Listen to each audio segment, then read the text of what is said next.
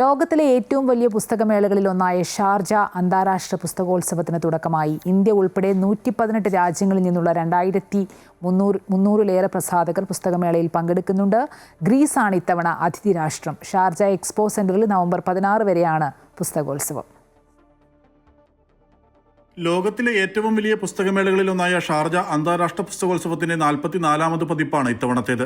UAE supreme council അംഗവും Sharjah ഭരണാധികാരിയുമായ Sheikh doctor Sultan bin Muhammad Al ഖാസ്മിയുടെ രക്ഷാകർതൃത്വത്തിൽ SBA chairperson Sheikha Bodour bin Muhammad Al ഖാസ്മിയുടെ മാർഗനിർദ്ദേശാനുസരണമാണ് 12 ദിവസം നീണ്ടു നിൽക്കുന്ന പുസ്തകമേള സംഘടിപ്പിക്കുന്നത്. ഇന്ത്യ ഉൾപ്പെടെ 118 രാജ്യങ്ങളിൽ നിന്നുള്ള 2350 പ്രസാധകർ ഇത്തവണ മേളയിൽ പങ്കെടുക്കുന്നുണ്ട്. ജമൈക്ക, മാലി, സെനഗൽ, സൈബീരിയ എന്നീ രാജ്യങ്ങൾ ഇതാദ്യമായി ഇക്കുറി ഷാർജ പുസ്തകമേളയിൽ പങ്കെടുക്കുന്നു. സാഹിത്യം, സംസ്കാരം, കല തുടങ്ങിയ വിവിധ മേഖലകളിൽ പ്രശസ്തരായ 66 രാജ്യങ്ങളിൽ നിന്നുള്ള 250-ലേറെ പ്രത്യേക അതിഥികൾ ഇത്തവണ മേളയിലെത്തും. ഇന്ത്യയിൽ നിന്നും കവി സച്ചിദാനന്ദൻ, വയലാർ അവാർഡ് ജേതാവ് E. സന്തോഷ് കുമാർ എന്നിവർ ഉൾപ്പെടെ എഴുത്തുകാരും സാംസ്കാരിക രാഷ്ട്രീയ പ്രവർത്തകരും ഇനിയുള്ള ദിവസങ്ങളിൽ ഷാർജ പുസ്തകമേളയിൽ സംബന്ധിക്കാനായി എത്തും. നമ്മുടെ ലോകത്ത് മറ്റൊരിടത്തും ഒരുപക്ഷെ ഇങ്ങനെ കാണാൻ പറ്റില്ല. കാരണം പുതിയ എഴുത്തുകാർ പുതിയ പുസ്തകങ്ങൾ പ്രസിദ്ധീകരിക്കുന്നു. നമ്മുടെ നിലവിലുള്ള വലിയ എഴുത്തുകാർ തന്നെ ആ പുസ്തകങ്ങൾ വായിക്കുന്നു. അപ്പം ഇതൊരു എക്സ്പോഷറാണ് ശരിക്കും പറഞ്ഞു കഴിഞ്ഞാൽ.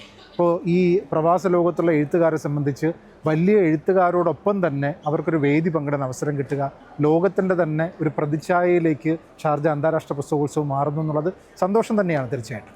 750-ലേറെ ശില്പശാലകളും 300-ലേറെ സാംസ്കാരിക പരിപാടികളും മേളയുടെ ഭാഗമായി അരങ്ങേറും. ഗ്രീസാണ് ഇത്തവണ അതിഥി രാജ്യം. നിങ്ങൾക്കും പുസ്തകത്തിനും ഇടയിലെന്ന പ്രമേയത്തിൽ നവംബർ 16 വരെ ഷാർജ എക്സ്പോ സെന്ററിലാണ് പുസ്തകമേള നടക്കുന്നത്. ഷാർജ അന്താരാഷ്ട്ര പുസ്തകോത്സവത്തിന് വേദിയാകുന്ന എക്സ്പോ സെന്ററിൽ നിന്നും ജെറിൻ ജേക്കബിനൊപ്പം ശ്രീരാജ് കൈമൾ, അമൃത ന്യൂസ്.